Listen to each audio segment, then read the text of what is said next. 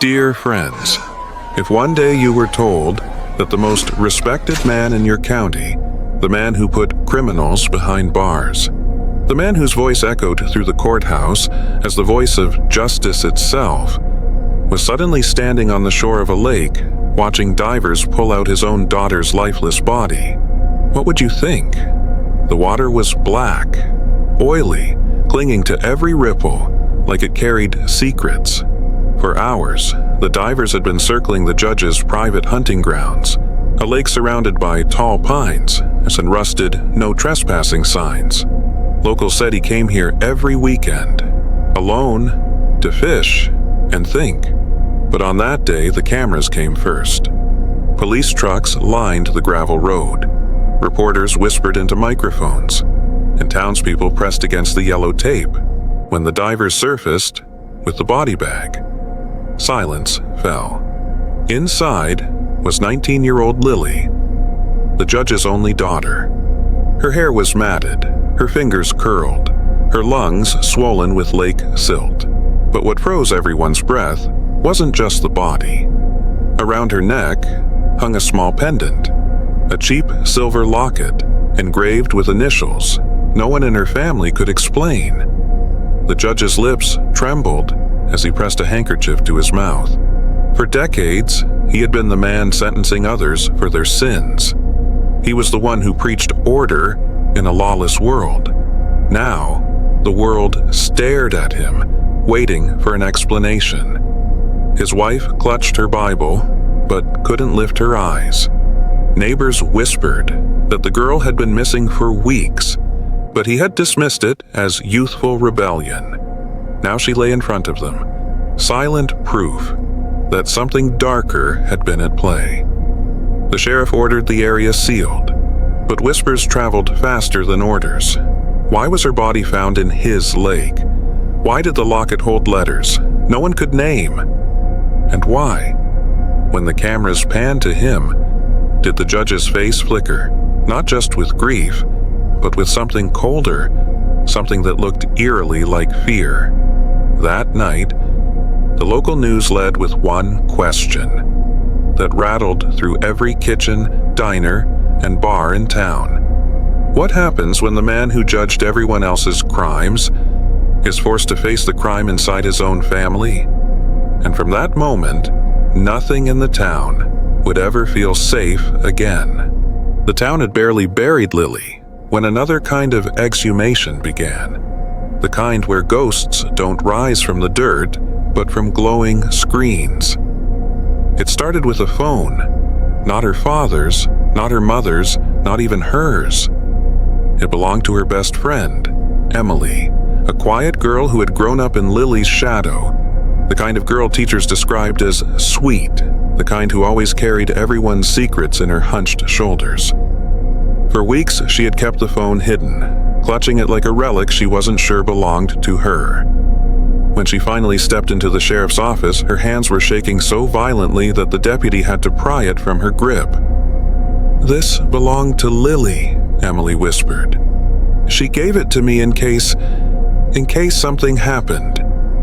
The device was cracked across the glass, faint blood stains along the edge, like it had been held in a hand that fought too hard.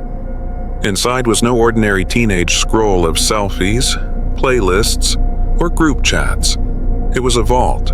Dozens of video clips, most recorded in bathrooms or closets, the camera shaking as though it were scared of itself.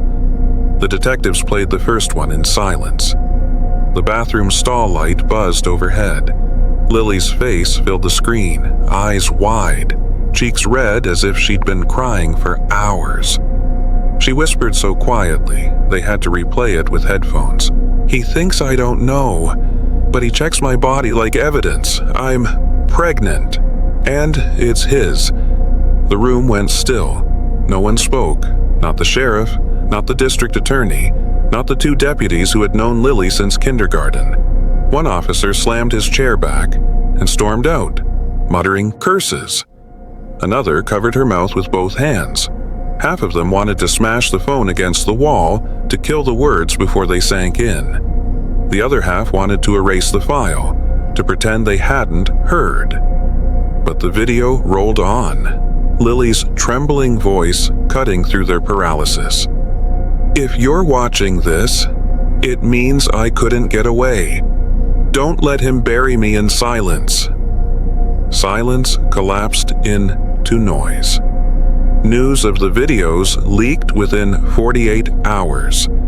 A deputy, overwhelmed, told his wife. By nightfall, half the town knew. By morning, it was on Facebook pages, text chains, whispered in pews during Sunday service. The town church tried to dismiss it. The pastor, a longtime friend of the judge, stood before his congregation and called the clips fabrications born from a troubled girl's imagination. He said grief had poisoned reason, and that evil loves to tarnish good men. The congregation murmured their amends, but their eyes flickered uneasily, because by then, the sheriff's office had already confirmed Lily had been 3 months pregnant. The medical records were real, the sonogram was real, and the doctor who treated her had already been questioned. For decades, the judge had been a symbol of order, a man who held the line between law and chaos. Now, that image fractured. One side of town clung desperately to it, whispering that the videos were staged, that a girl had confused some boyfriend's touch with her father's authority. The other side couldn't unsee Lily's face, couldn't unhear the quiver in her voice, couldn't dismiss the weight of the pregnancy test. The daughter's mother, Marion, walked through this storm like a ghost. She had once been the belle of the county, homecoming queen turned courthouse wife, always smiling by her husband's side. Now, she moved through grocery stores and gas stations with eyes fixed on the floor. Neighbors tried to speak to her, to ask, to comfort, but she only shook her head. She didn't deny, she didn't confirm. She simply carried her silence like a stone chained to her chest. Detectives pressed Emily for more. She was the only one Lily had trusted enough to hand over the phone. At first, Emily resisted. She was terrified of the town, terrified of the judge, terrified of what might happen to her if she became the next problem girl. But slowly, with coaxing and promises of protection, she began to talk. "Lily told me he checked her like she was one of his cases," Emily said. "Like he had to find evidence of something wrong. She said sometimes he would wake her up at night, pull her from bed, and look at her like she was a witness, not his daughter." The detectives recorded every word. Emily's voice shook, but she didn't stop. She said he'd never let her leave for college. She said he told her, "Everything you need is right here." She said he told her no man would ever love her the way he did. Every sentence was another knife, not just to the investigators, but to the town that had built its trust on the judge's face. Reporters camped outside the family's home, waiting for Marion to speak. She never did. Sometimes she drew the curtains shut. Sometimes she didn't bother. When asked directly whether she believed her daughter's words, she only shook her head. Some said she was broken, some said she was complicit, and some said she was simply terrified. But one night, an old neighbor swore she saw Marion outside, barefoot in the yard, staring at the judge's truck as if she wanted to set it on fire. By dawn, she was gone again, back to silence. The sheriff ordered a dig around the lake, looking for evidence beyond Lily's body. For days, backhoes tore through the soil, pulling up cinder blocks, rope, scraps of clothing. At one point, they found a half-burned diary, waterlogged but legible enough to confirm more of Lily's words. Pages written in shaky teenage handwriting. "I can't breathe when he looks at me. He says I'm his legacy. If I try to run, he'll find me." Every answer multiplied the pain. Neighbors turned against each other. At the diner, arguments broke out between those who said the videos were lies and those who said they'd always suspected something beneath the judge's polished smile. Fists flew once. The sheriff had to pull apart two men who had been friends since grade school. Parents held their daughters tighter. Some refused to let them attend youth group at the church anymore. Others whispered warnings to one another.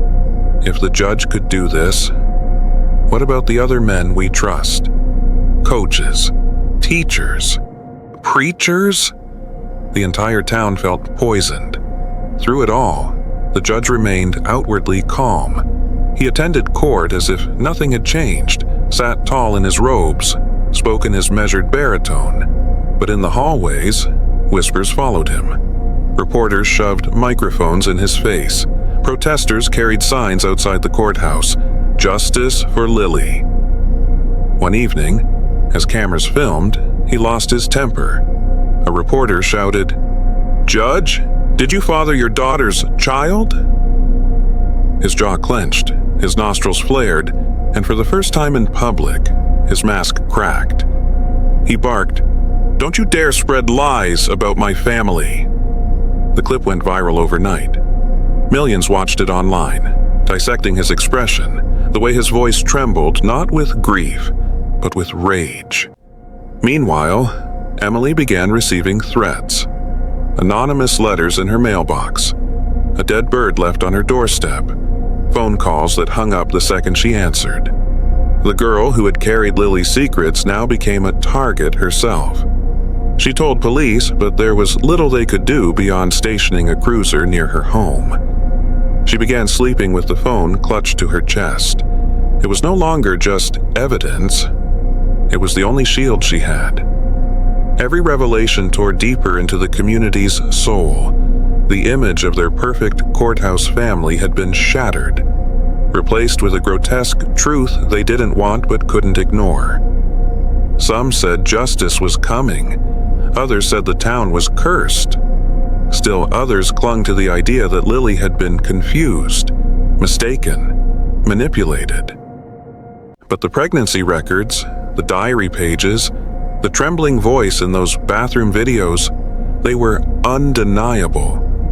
Every answer didn't heal. It didn't bring closure. It only birthed more pain, more fractures, more shadows stretching over a town that once believed in order. And as investigators pieced the puzzle together, one thought haunted them. If Lily had been brave enough to leave behind these videos, what had she been too afraid to record? What truths were still buried in the judge's house, his lodge, his past? The deeper they searched, the darker it became, and everyone knew the worst answers were still ahead. The apartment is too still, like it's listening, like the walls have memorized all the lies he's ever told, and are waiting for his next one. Frank stands in the doorway. The clock above the stove says 8:59 p.m. He doesn't look at it again. He already knows. The phone rings. Not a surprise, not a question, just the ritual. Thursday, 9 p.m., the final performance. But this time, he doesn't lift the receiver. He doesn't ask, "What's your emergency?" Doesn't clear his throat. Doesn't prepare to prove anything. He reaches to the side, presses record, walks away. In the distance, the answering machine clicks alive.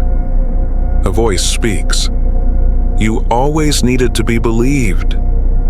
You trained us to sound like truth, but you never taught us what it feels like to beg for it.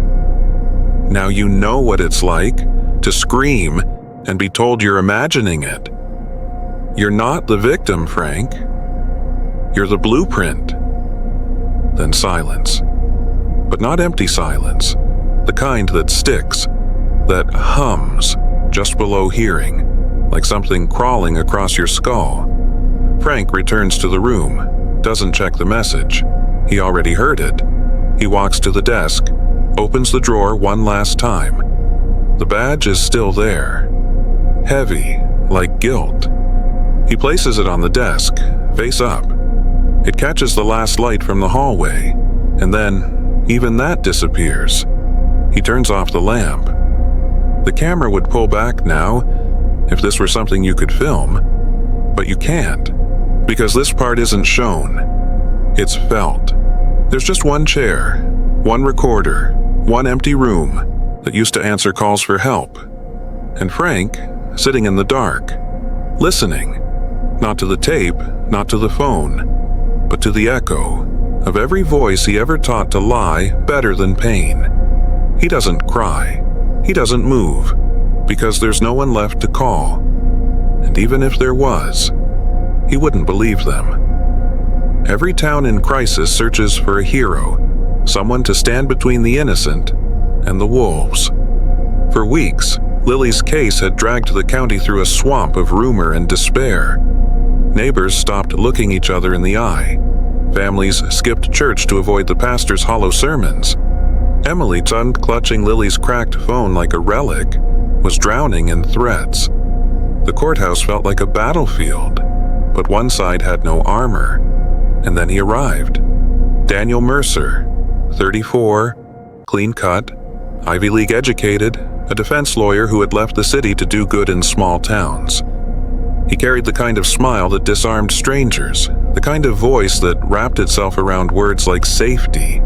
He wasn't a sheriff's deputy with tired eyes, or a pastor with excuses, or a politician running scared. He was sharp, decisive, and, most importantly, he offered Emily something no one else had: protection. "I'll make sure your voice is heard," he told her. "He can't silence you if the law stands with you." For the first time since Lily's death, Emily let her shoulders relax. Mercer became her shadow. He drove her to and from the courthouse, spoke on her behalf during interviews, even stood outside her home with coffee for the stationed officers. He was always there.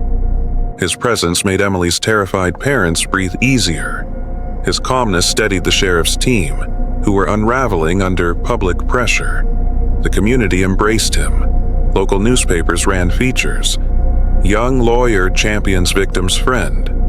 People began to believe there might be a chance for justice, even against a man as untouchable as the judge. Mercer coached Emily relentlessly. He told her how to speak, when to pause, how to phrase her memories so jurors would feel her fear. "The truth isn't just facts," he said. "It's how you tell it. We need them to believe your truth, not just know it." Emily clung to his guidance. He was the first adult who hadn't dismissed her as a scared child. He believed her, or so she thought. Meanwhile, the judge's allies launched a campaign of doubt. Anonymous flyers circulated, accusing Emily of fabricating evidence out of jealousy. The church pulpit thundered against false prophets. Old neighbors whispered that Emily had always been unstable. But Mercer countered it all. He went on local radio, calmly dismantling each accusation. He told reporters, "Emily's courage is the reason we even know the truth. She's not lying, she's saving this town from denial."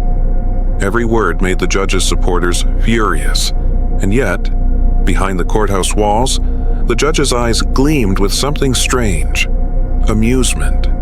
It began with a rumor. A courthouse janitor swore he overheard Mercer arguing with someone on the phone late at night. "You don't pay me enough to babysit," Mercer hissed before slamming the door. The janitor dismissed it at first, but the words burrowed into his gut like rot. Then, an intern in the prosecutor's office noticed Mercer had unusual access, sealed files he shouldn't have been able to view, private meeting schedules somehow known in advance. She reported it, but her supervisor waved her off. "He's helping us. Don't start trouble."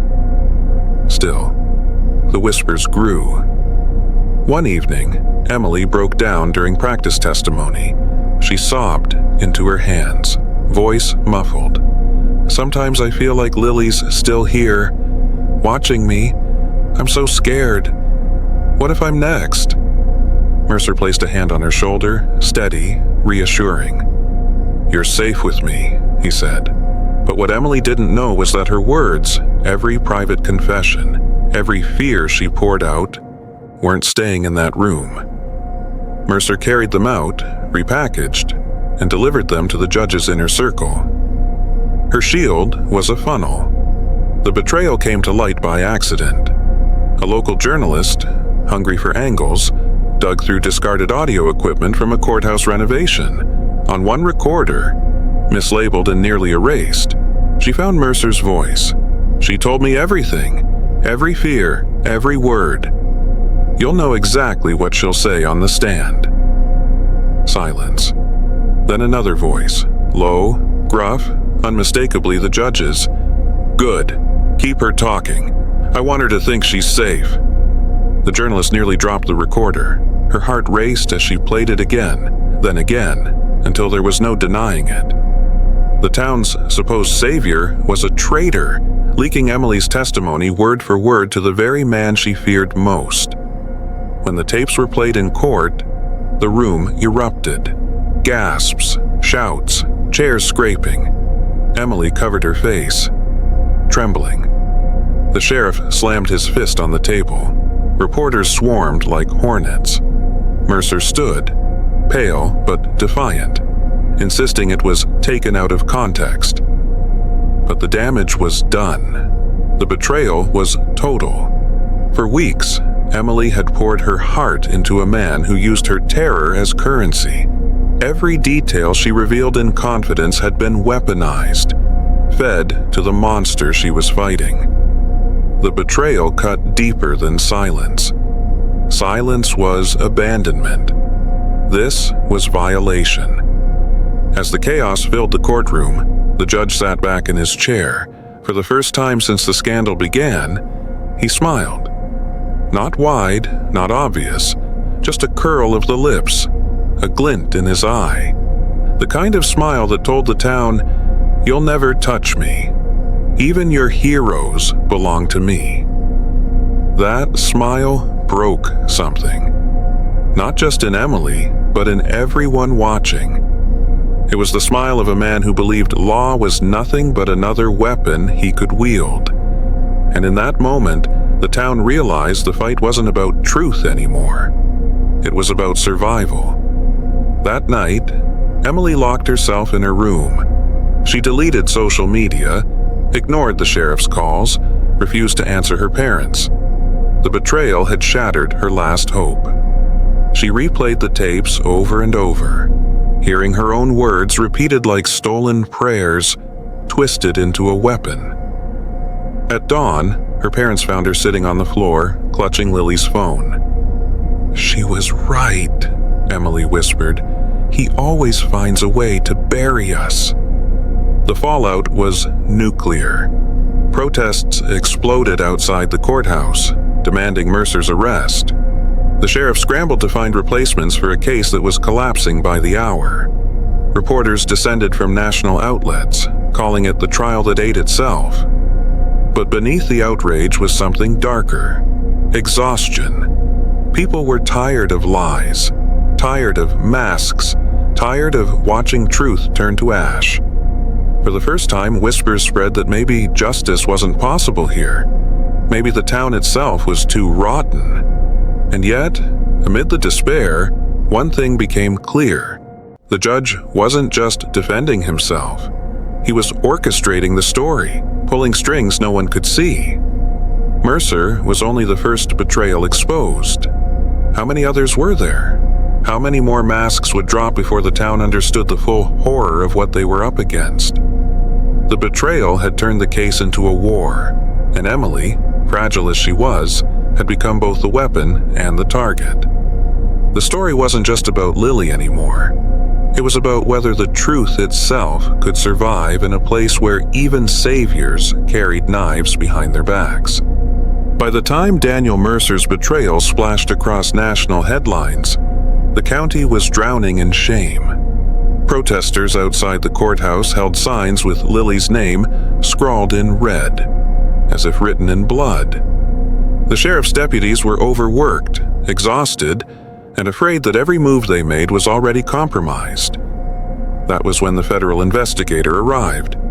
Special Agent Cole Harrington, gray suit, sharp jaw, and eyes that missed nothing. He was the kind of man who had stared down cartel bosses and dirty senators. Now he walked into this small-town courthouse and immediately smelled rot.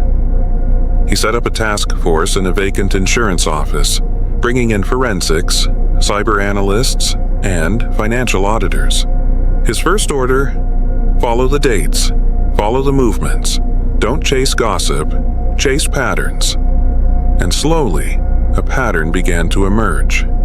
The data was merciless. Phone records placed the judge's cell pinging near the lake at 2:13 a.m., the night Lily disappeared. Bank withdrawals showed large cash movements on the same dates Emily claimed Lily had tried to run away.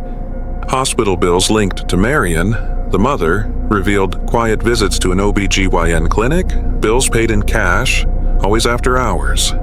One by one, the puzzle pieces aligned. It wasn't speculation anymore. It wasn't rumor. It was a map of control. When she tried to breathe, he tightened the leash. When she tried to escape, he pulled her back with money, with threats, with silence. And at the end of the map was the lake. When Harrington presented the timeline to Sheriff Danner, the man broke down. He'd served under the judge's shadow for 20 years, attending barbecues, Christmas parties, fundraisers. He had believed in the man. Now he stared at the evidence, his face pale and wet with sweat. "My God," he whispered. "He drowned her. He drowned his own daughter." For a brief moment, there was relief. Not joy, not triumph, but relief. Finally, they had the truth. Finally, the mask had cracked beyond repair. The law could move forward. Justice, though late, might still arrive. But Harrington wasn't smiling. He leaned back in his chair, his expression grim. "You don't understand," Harrington said. "Truth doesn't mean victory. It just means the stakes are higher, and he knows it." 2 days later, Emily was gone. She had been scheduled to testify in a closed hearing, protected under federal watch. Agents arrived at her parents' house at dawn, but the door was wide open, the windows smashed, and the girl was missing. On the floor lay her jacket, ripped and bloodied. The entire county went into lockdown. Helicopters scoured the fields, dogs tracked the riverbanks, FBI vans clogged the courthouse parking lot. But Emily was nowhere. Whispers spread faster than the search. She ran away. They took her. The judge silenced her. The town's fragile hope shattered again. Hours later, a USB drive appeared on the sheriff's desk. No note, no fingerprints, no trace of delivery. On it was a video. Emily, bound to a chair, her face bruised, her voice trembling. "They told me to stop. They told me Lily lied. But I know she didn't. And if you're watching this, it means I didn't make it out." The room went cold. Deputies turned away. Harrington slammed the laptop shut. It wasn't just a hostage video, it was a confession of surrender, a girl crushed by a machine she couldn't fight. And then, the final frame, a hand reached into the camera's view. On the ring finger was a gold band, the same one the judge wore every day in court. When the footage leaked, and it did, within hours, the town imploded. Reporters camped outside every building. Protesters screamed outside the judge's home. Threats escalated. Molotov cocktails thrown, gunshots in the distance, police barricades smashed by furious mobs. The courthouse itself became a fortress, but inside, it was no longer justice. It was theater. Harrington laid out the case, the timeline chassis, the hospital bills, the phone records, the USB. The truth was undeniable now, but truth had arrived too late. Emily's absence meant there was no live testimony. The defense shredded every piece of evidence as circumstantial. The judge's lawyers claimed the USB was fabricated. The hospital bills misfiled, the phone records inconclusive. And when the gavel struck, the unthinkable happened: mistrial. He walked out of the courthouse that night in his black robe, cameras flashing, protesters screaming, but his smile was calm, almost beatific. "I've always said the truth will set you free," he told the microphones.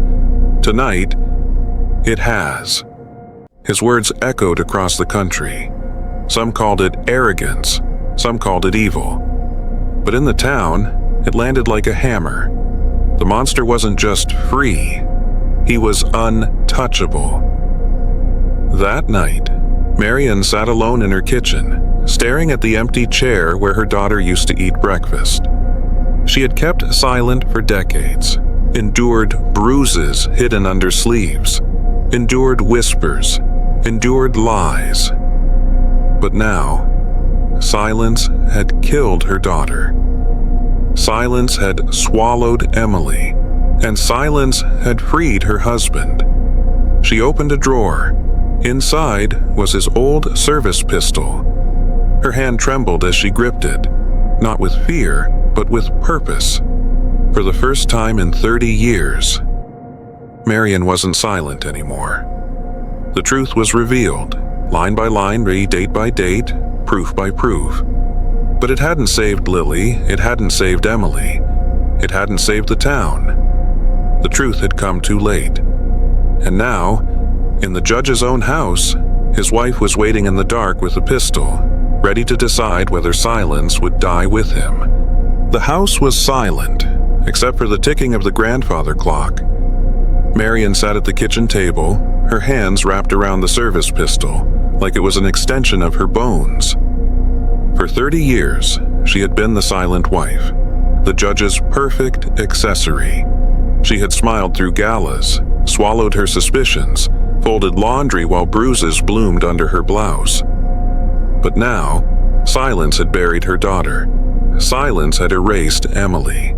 Silence had allowed her husband to walk free from court, while the whole town screamed outside.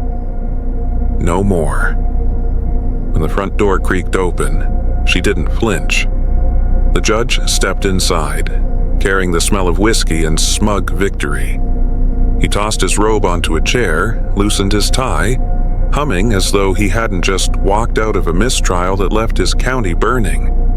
He didn't see the pistol on the table until Marian spoke. "Sit down."